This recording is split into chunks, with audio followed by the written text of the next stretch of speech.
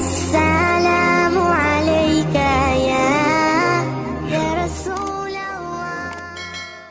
میرے حضور فرماتے ہیں جب کسی گنہگار شخص کا، بدکار شخص کا جنازہ نکلتا ہے، لوگ اسے اپنے کندھوں پر اٹھاتے ہیں تو مردے کی روح چیخ چیخ کے کہتی ہے اور مجھے کہاں لے کے جا رہے ہو، اور اپنے ہاتھوں سے مجھے آگ میں پھینکنے جا رہے ہو، اور مجھ پہ کچھ تو ترس کھاؤ، کچھ تو رحم کرو، قبر کی آگ مجھے تو دور سے دکھائی دے رہی، وہ دیکھو قبر میں آگ بھڑک رہی ہے، اور ایک قبر کی آگ مجھے تو دور سے دکھائی دے رہی ہے، تمہیں دکھائی کیوں نہیں دے رہی؟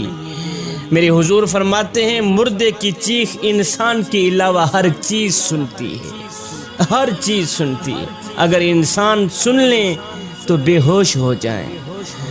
اللہ اکبر۔ مردہ اپنے عزیز و اقربا، رشتہ داروں کو، دوستوں کو چیخ چیخ کے کہتا ہے، مردے کی روح چیخ چیخ کے اپنی اولاد کو کہتی ہے، اور میں نے تمہارے لیے دن رات ایک کر کے تمہارے لیے مال جمع کیا، اور تمہارے لیے تجوری اکٹھی کی، دن رات تمہاری ہی فکر میں لگا رہا کہ میری اولاد کا ایک اچھا مستقبل بن جائے۔ میں نے تمہارے لیے، تمہارے پیٹ کے لیے، تمہارے مستقبل کے لیے حلال و حرام کی تمیز بھی نہ کی۔ میں نے تمہارے لیے اتنا کچھ کیا اور تم مجھے زبردستی آگ میں پھینکنے جا رہے ہے۔ ساری زندگی جس طرح میں نے تمہاری فکر کی، کاش کی آخرت کی فکر بھی کر لیتا، آج مجھے زبردستی آگ میں نہ ڈالا جاتا۔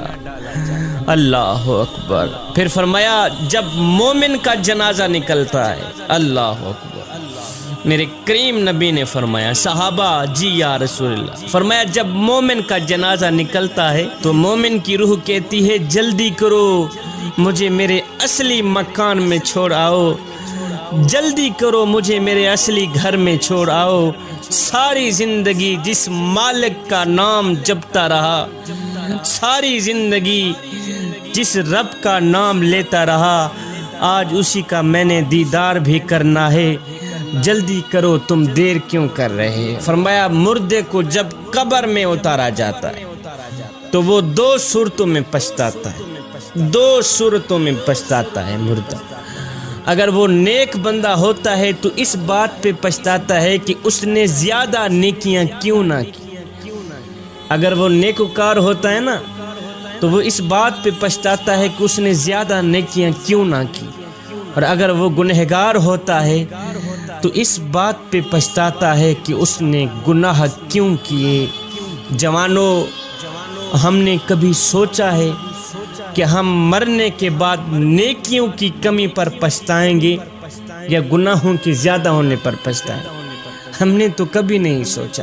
آج ہماری جوانیاں کس رخ پہ چل پڑیں، آج ہماری جوانیاں کس سمت پہ چل پڑیں، کس سائٹ پہ چل پڑیں، اور جوانی میں تو اس درد کو پیدا کرنے کی ضرورت تھی کہ ہم نے مرنا بھی ہے، جوانی میں تو اس سوچ کو پیدا کرنے کی ضرورت تھی کہ ہم نے قبر میں بھی جانا ہے، جوانی میں تو اس کیف کو پیدا کرنے کی ضرورت تھی کہ ہم نے اللہ اور اس کے رسول کو منہ بھی دکھلانا۔ ہمیں ہر وقت، ہر گھڑی، ہر لمحے یہ سوچنا ہوگا کہ ہم مرنے کے بعد نیکیوں کی کمی پر پچھتائیں گے یا گناہوں کے زیادہ ہونے پر پچھتائیں گے۔ جوانوں، یہ زندگی کے لمحے ہمارے لیے غنیمت ہیں، انہی لمحوں میں ہم کچھ کر لیں، انہی لمحوں میں ہم کچھ اکٹھا کر لیں، انہی لمحوں میں خدا کی یاد اور محبت کے دیے اپنے دل میں جلا لیں۔ معلوم نہیں پھر فرصت ملے نہ ملے، معلوم نہیں پھر یہ زندگی کے لمحے ملے۔